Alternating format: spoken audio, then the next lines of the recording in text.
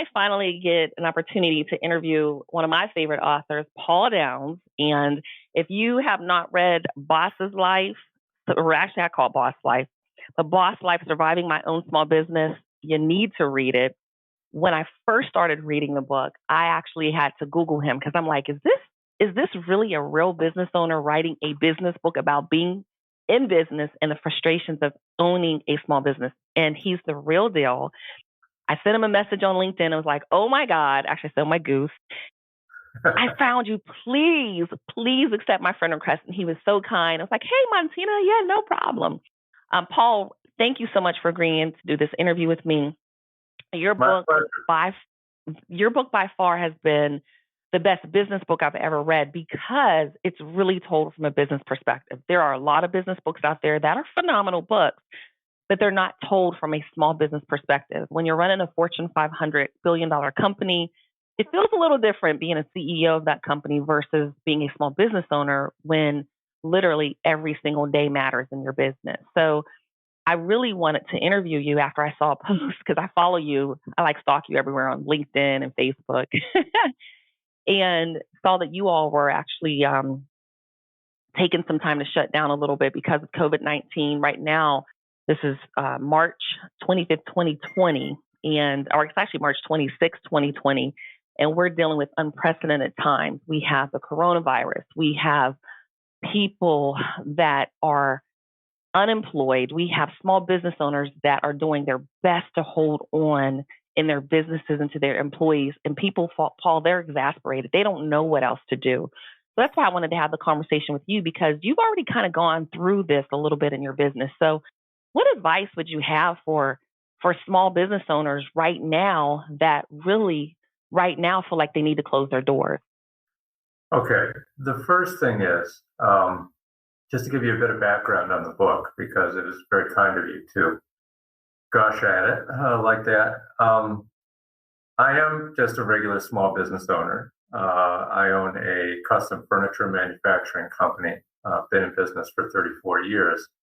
And I stumbled into the opportunity to write about that business in 2010. And without the benefit of what most business writers start with, which is a big fortune or having a record of success, my business really has only been profitable 5 years out of 34. And, I just specialize in keeping the doors open and keeping my people employed best as I can.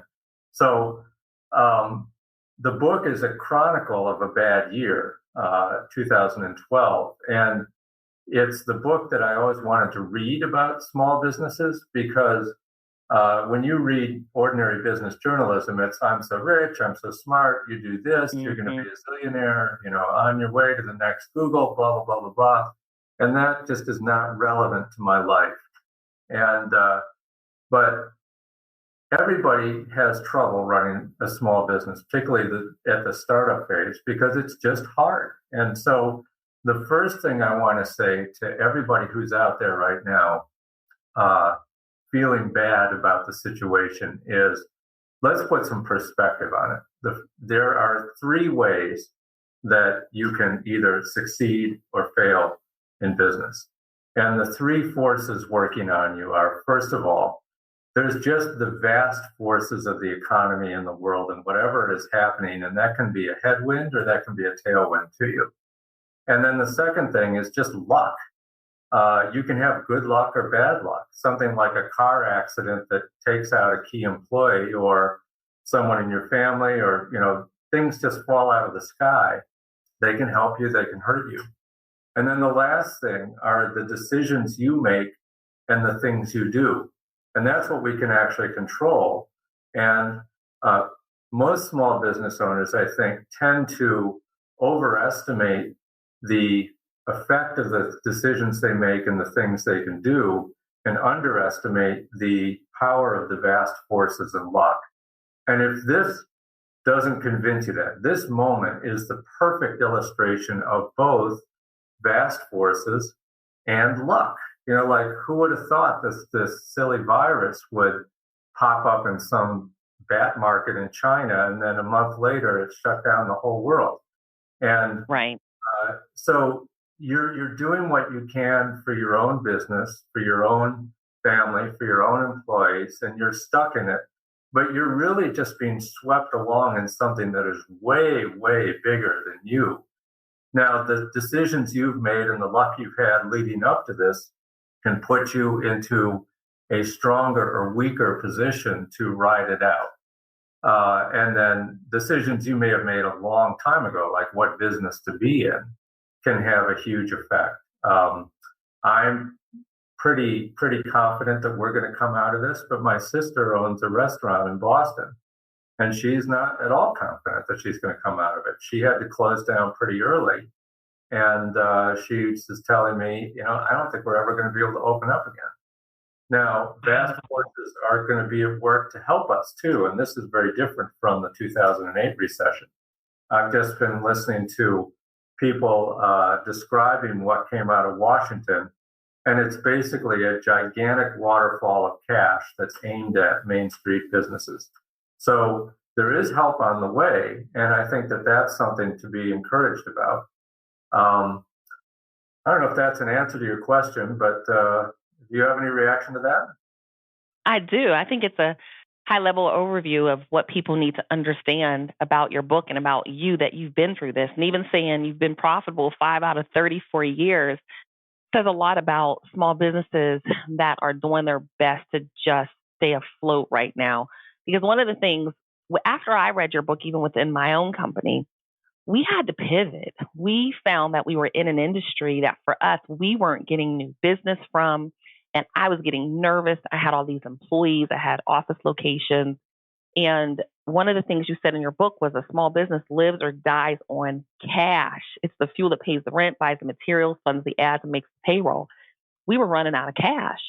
And so right now, even what you're saying with your sister, I think a lot of small businesses are so nervous because they're running low on cash. If they have any cash, we know that there's supposed to be an infusion of cash, but that's through loans, not grants, loans that we have to pay back.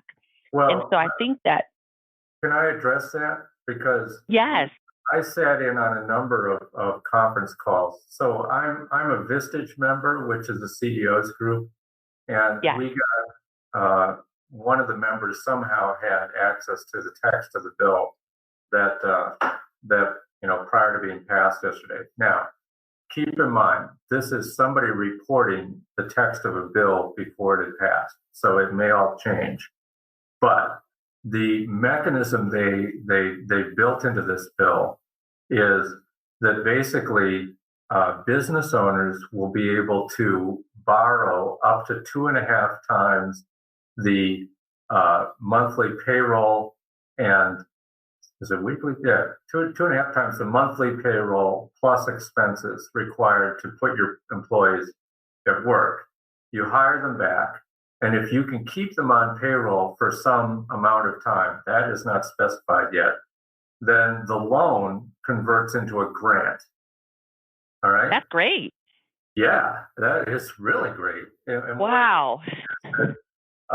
There's going to be a lot of incentive to call your people back and to just basically pay them whatever you were paying them and not lay them off. And then hopefully, I think that the way the bill, way that that's structured, it sort of implies that this is going to be aid that would support you for about 2.5 months. And so they're hoping that maybe by the end of May or June, this thing starts to get under control.